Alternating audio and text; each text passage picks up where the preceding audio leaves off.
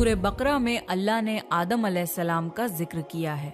जब अल्लाह ने इंसान की मखलूक को पैदा करने का इरादा किया तो अल्लाह ने फरिश्तों से फरमाया, मैं जमीन में अपना एक खलीफा बनाने वाला हूँ। फरिश्तों को लगा कि शायद उनकी इबादत में कोई कमी रह गई है, इसलिए अल्लाह ने नई मखलूक बनाने का इरादा किया है। फरिश्तों ने जिन्नों जैसी दूसरी मखलूक भी देखी थी जो ज्यादा अकल नहीं रखते थे और खून रेजी करते थे।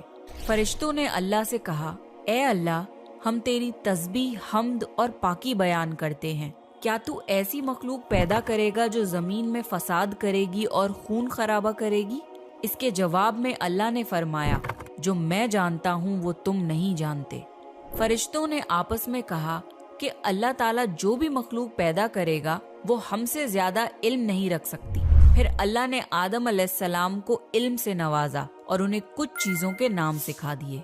फिर अल्लाह ने आदम अलैहिस्सलाम को फरिश्तों के सामने पेश किया और फरिश्तों से फरमाया कि तुम बताओ इन चीजों के नाम अगर तुम सच्चे हो। फरिश्तों ने कहा कि हम उतना ही इल्म जानते हैं जितना तूने हमें सिखाया है, उसके सिवा हमें कुछ नहीं मालूम। फिर अल्लाह ताला ने फरमाया, ए आदम, तुम बता दो इनको इन चीजों के नाम। फिर जब आदम ने उन चीजों के नाम बता दिए तो अल्लाह ने फरिश्तों से फरमाया कि मैं ना कहता था कि मैं आसमानों और जमीन की पोशीदा चीजों को जानता हूँ। फिर अल्लाह ने फरिश्तों से फरमाया कि तुम आदम को सजदा करो, तो वो सब सजदे में गिर पड़े मगर शैतान ने सजदा नहीं किया। अल्लाह ने फरमाया कि ए इब्लीस, तुझे क्या हुआ कि तू सजदा करने वालों के साथ शरीक ना हुआ? शैतान ने तकब्बुर में कहा कि मैं ऐसा नहीं हूँ कि इंसान को सजदा करूँ जिसे तूने खनखनाते हुए सड़े हुए गारे की मिट्टी से बनाया है। मैं उससे बेहतर हूँ।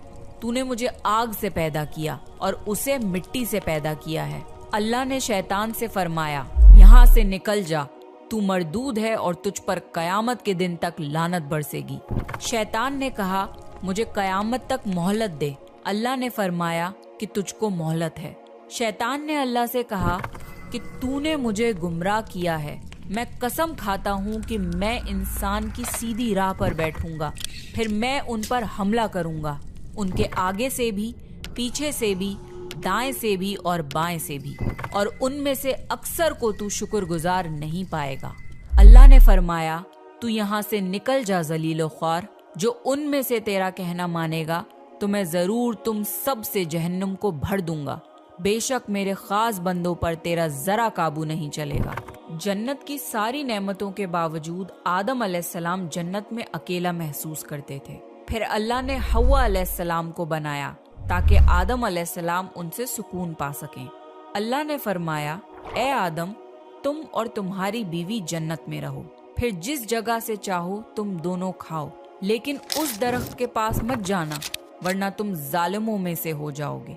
फिर शैतान ने उन दोनों के दिल में वसवसा डाला और कहने लगा, तुम्हारे रब ने तुम दोनों को इस दरख्त से इसलिए मना किया था कि तुम कहीं फरिश्ते ना बन जाओ या कहीं हमेशा जिंदा रहने वालों में ना हो जाओ। और शैतान ने कस्में तक खा ली कि वो उनका खैर ख्वाह है।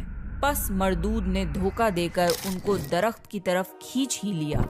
जब हजरत आदम और हव्वा अलैहिस्सलाम ने दरख्त के फल को खा लिया तो उनके सतर की चीजें खुल गईं और वो दरख्तों के पत्तों को तोड़ तोड़ कर अपने ऊपर चिपकाने लगे और सतर छुपाने लगे।